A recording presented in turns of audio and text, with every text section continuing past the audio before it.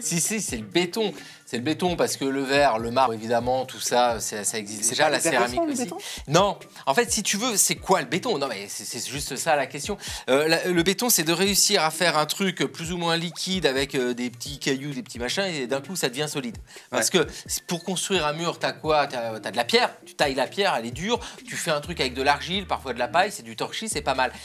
Sauf que bon, le torchis, à un moment, il s'en va. Alors que le béton, c'est extrêmement solide. Et ça explique pourquoi beaucoup de monuments de l'Antiquité romaine sont restés. Ah, oui. Voilà, tous les ponts, tous les machins, c'est extrêmement solide. C'est vrai que la pratique du béton a été un peu oubliée. C'est compliqué de faire du béton, hein, parce que y a le silice, il y a le machin. Toi, tu dois avoir un très bel équilibre.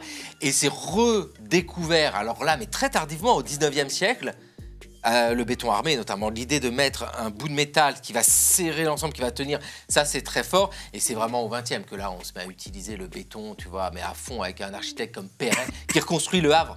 Après la Seconde Guerre mondiale, il reconstruit le Havre en béton et c'est sensationnel. Parce que ça reste une ville sublime au patrimoine mondial de l'UNESCO. Donc le béton, c'est quelque chose d'extrêmement noble et c'est vrai que les Romains avaient eu cette intelligence-là.